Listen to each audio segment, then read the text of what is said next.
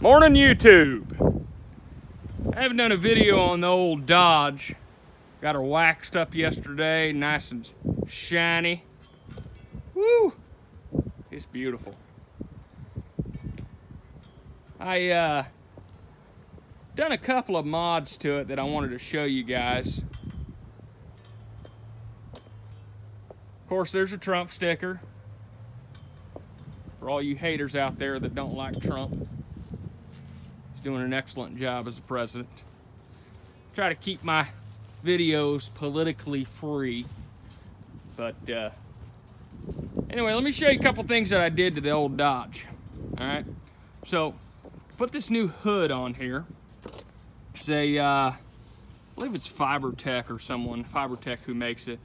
And of course I brought it to my body shop and he did a custom fit, made it fit like a glove. Beautiful seams.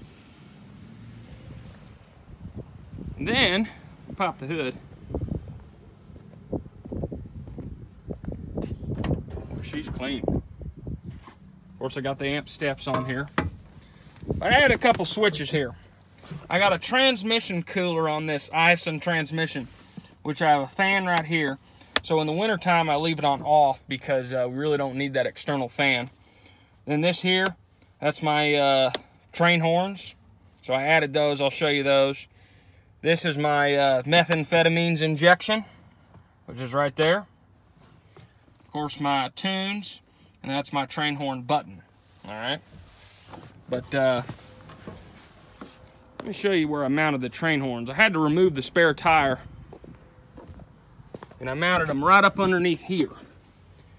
There you go, you could see them. There's a total of 6 horns made by Horn Blasters.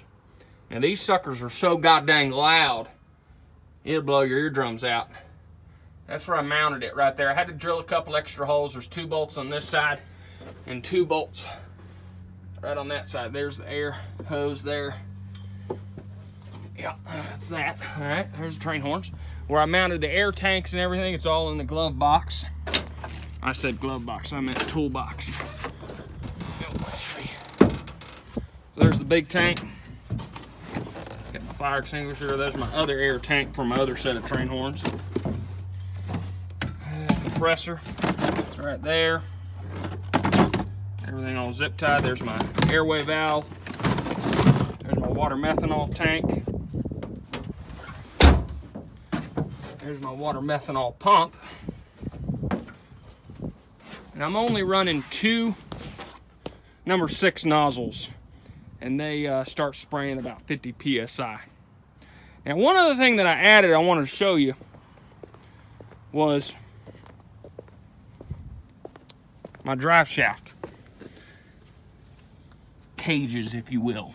So what I did is, there's a loop right there. Def tank has been removed. There's my external transmission cooler with a fan on it. There's the hole right there where it sucks up air. But I mounted this and I made that piece of angle iron, bended some steel, just in case the drive shaft breaks, it doesn't slam around and destroy everything, because I'm running a lot of horsepower through this sucker. Then over here, here's my second one. I made this little bracket. Now I know it's kind of rigged up, but hell, it works. I got the 6 bolts there, 3 and 3, and then this loop here. So if it snaps here, right here, it'll break and drop down, and it won't go into my tank or fly into the exhaust or anything like that, or pogo stick the truck or whatever. In addition to added, since my last video, I added the Beans diesel sub pump draw, so it draws from down there, gets rid of the quarter tank issue. Let's see, I added my external oil filter right there, because there's no way in hell you're gonna get that oil filter back up in there where it was. I don't know if you could see it, but there's my lines right up in there. Now again, I made a bracket for that, drilled some holes out, mounted it up there. All right, so let me tell you how I did my transmission cooler. I know I did a video where I just ran it directly to the trans cooler, so I did some testing on that. And that just wasn't quite enough. So what I did, let me crawl up underneath here, is I looped it in with the stock transmission cooler up front. Again, I have the Isin transmission. And so what I did is it just loops, right? There's my lines. One goes to the stock one, loops back around, comes back through, up over, and into the back of my tranny cooler. The other one comes back around and goes up into the transmission. I found out that that's a much better option. And hell, my temperatures are right around. I gotta get out of this truck here. Get out from underneath here. So now I'm running about, when it's about 20, 30 degrees, I'm running about 135 degrees. If I start hammering on it, it'll get up there about 145. In the summertime, with the fan on, pulling a load, I don't get over, what was it, 165, I think? Yeah, 165, I don't get over that. So yeah, I think that's about all I've done since I did a review. Of course, I did some more blacked out to the little emblem there. Did the lights.